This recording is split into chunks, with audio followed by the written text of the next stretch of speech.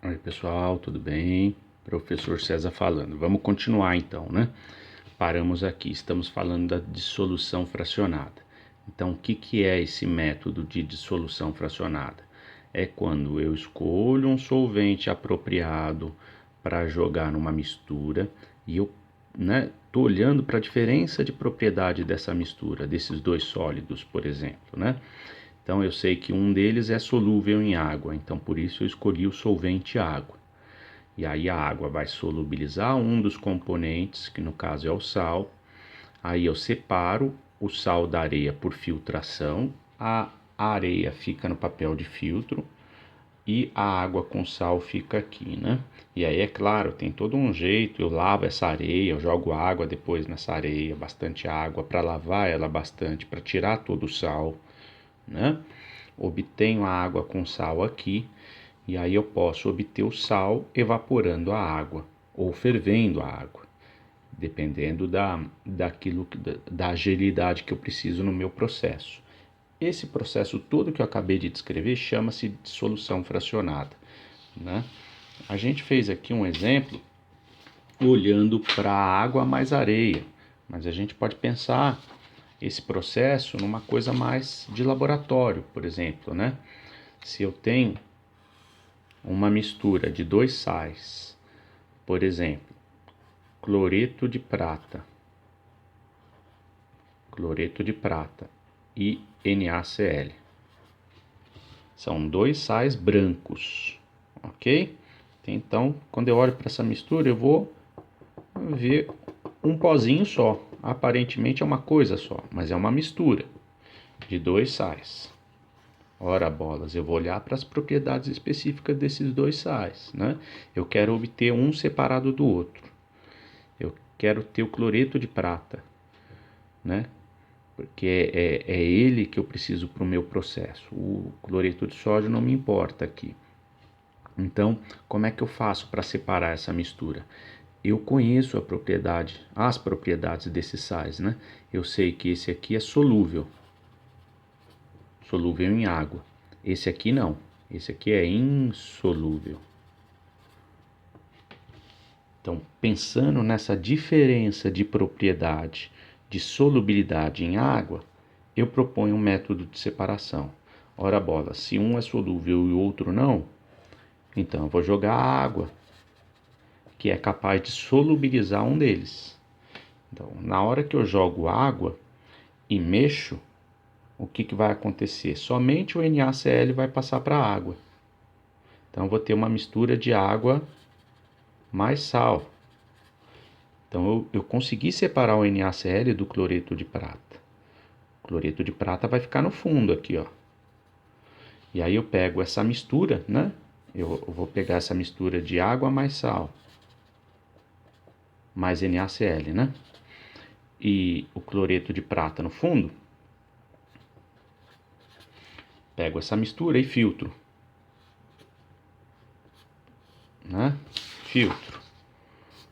O que é que eu vou ter aqui, né? Eu vou ter uma mistura de água mais NaCl aqui embaixo e aqui no papel de filtro eu vou ter o AgCl. Aí, como no caso o NaCl não é a minha substância de interesse, eu descarto essa mistura. Eu não preciso evaporar a água e tudo mais, tá? Esse processo que eu acabei de descrever chama-se dissolução fracionada, certo? É um método utilizado para normalmente separar sólidos com a propriedade de ser solúvel, né? Eles possuem uma propriedade diferente. Um normalmente é solúvel num determinado solvente, o outro não.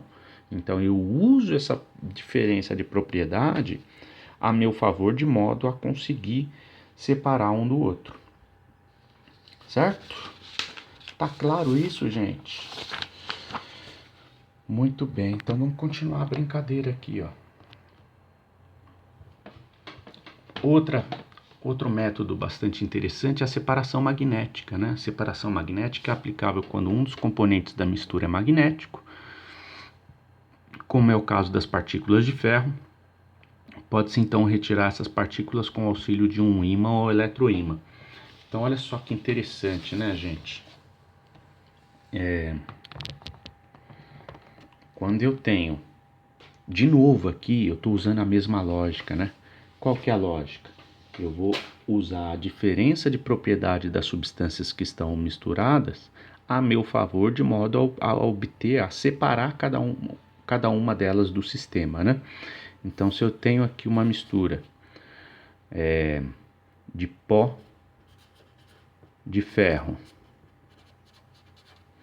e mais enxofre em pó, enxofre em pó, né? Então, para quem já viu, o enxofre em pó é um pó meio amarelado. E malha de ferro todo mundo já viu, né? Pozinho de ferro. Quando você mistura esses dois pozinhos aqui, ó, se eu passar um ímã em cima, o que vai acontecer? O pó de ferro vai grudar no ímã e o enxofre vai ficar lá embaixo, certo? Então eu uso essa propriedade, né, a meu favor para separar cada uma das substâncias, né? Então eu sei que uma das substâncias envolvidas na mistura pode ser retirada do meu sistema por meio de um ímã, a outra não, né? Então é essa diferença que me permite separar um componente do outro, né? Aliás, quem é da licenciatura, acho que vale a pena aqui nesse momento falar um pouquinho sobre um tipo de experimento que eu fazia no laboratório no ensino médio, que eu acho que é muito curioso e muito interessante para que vocês possam replicar no laboratório de vocês. Quando eu estava lá no primeiro aninho, falando um pouquinho sobre a diferença que existe entre mistura e reação química, né? E reação química, um experimento muito interessante que eu gostava de fazer era esse aqui, ó. Então, o que eu fazia? Eu misturava pó de ferro e enxofre, né? Mexia bastante essa mistura, balançava lá o becker com essa mistura, e aí eu falava, olha gente, aqui a gente tem uma mistura de pó de ferro e enxofre em pó, e aí é exatamente uma mistura que está ocorrendo aí, ó. Não está acontecendo reação química, e sim as substâncias estão somente misturadas, né? O grau de intimidade entre as partículas ele é baixo. Elas estão apenas misturadas fisicamente. E como é que eu provo isso? Ora bolas, as propriedades das substâncias envolvidas, elas estão intactas, elas continuam lá. Como é que eu provava isso? Passava um ímã e o pó de ferro grudava no ímã. Então era fácil de separar essa mistura, porque o grau de intimidade entre as partículas era baixo, né? Então as substâncias tinham guardado as suas propriedades físicas e químicas. Elas estavam intactas lá, elas estavam apenas e tão somente misturadas fisicamente. Agora, eu fazia isso num primeiro momento. Num segundo momento, eu misturava de novo esse pó de ferro e o enxofre e aquecia. Aí é muito curioso porque quando eu misturava esse pó de ferro com enxofre e aquecia, o ferro reagia quimicamente com enxofre, formando um composto de enxofre e ferro, um outro composto, né? Não importa aqui qual composto, se é ferro 2 ou ferro 3, certo? Mas era um outro composto de ferro e enxofre, né? Era um composto, era um sulfeto de ferro qualquer, não importa qual que é. Mas esse novo composto formado era muito curioso porque as propriedades desse composto eram completamente diferentes. Eu conseguia provar isso. Por quê? Como? Né? Eu, de novo, depois de aquecer essa mistura e de formar um novo composto, eu passava um ímã em cima. E aí não tinha mais ninguém que era magnetizável, né? O ímã não puxava mais nada, porque o sulfeto de ferro formado nessa brincadeira, ele não era atraído pelo ímã. Então eu falava, olha pessoal, tá vendo? Na reação química, a substância formada era outra, e ela não guardava mais as propriedades específicas, físicas e químicas das substâncias originais, né? Quando essas substâncias reagem quimicamente e formam uma nova substância, as propriedades dessa nova substância, elas são completamente diferentes, né? Então é bem interessante esse tipo de experimento para você mostrar para o teu aluno na prática a diferença entre mistura e reação química. Tá claro isso, gente? Muito bem, então separação magnética é uma outra processo de separação de misturas heterogêneas, certo? Onde você está de novo usando a mesma lógica, usando as diferenças de propriedades dos materiais a seu favor para que você possa separá-las. Bom, antes da gente ir para as soluções ou para as misturas homogêneas, eu queria dizer que a gente acabou falando só dos principais métodos de separação, né? Mas existem muitos outros. Então existe ventilação, levigação, flotação. Antes de entrar nas homogêneas, vamos lá, vai. Vamos aqui para a folhinha. Então, olha só como é que a inventividade está sempre envolvida na brincadeira, né? Então, quando a gente pensa em misturas heterogêneas, a gente pode ter outros processos de separação, tipo ventilação, levigação e flotação, né? Então, eu vou falar, por exemplo, da flotação um pouquinho, né? Se eu tiver aqui, ó, uma mistura de pedacinhos de chumbo, ou chumbo em pó, né? Limalha de chumbo, né? Misturado com serragem. Aí, ó, tá misturado fisicamente com serragem. Pó de madeira, né? Então você tem essa mistura. Muito bom. Qual que é a propriedade específica que na cara, assim, ó, só de bater o olho nessa mistura, você percebe que é muito diferente na serragem e no chumbo? É a densidade. A gente sabe que o chumbo é muito denso e a serragem é muito pouco denso. O que acontece, né? Ó, perceba que a inventividade está envolvida nesse processo de flotação. Não importa o nome, né? Aliás, a literatura, quando você vai para a literatura, às vezes esses nomes variam um pouco, né? Eu não estou preocupado muito com o nome, beleza? Então, eu estou preocupado com você entender o processo. Olha, ora bolas. Se você sabe que os compostos misturados, as substâncias misturadas, elas têm densidades muito distintas, eu sei do seguinte, eu sei que se eu jogar aqui um líquido que tem uma densidade intermediária, ou seja, uma densidade menor do que o chumbo e uma densidade maior do que a serragem, o que vai acontecer? Quando eu jogo esse líquido, e aí no caso pode ser a água, quando eu jogo água aqui nesse processo, o que vai acontecer? O chumbo flutua na água? Não. Por que ele não flutua na água? Porque a densidade dele é muito maior do que a da água. Objetos cuja densidade é maior do que a da água, eles afundam. Por que os objetos flutuam ou afundam? Por causa da densidade.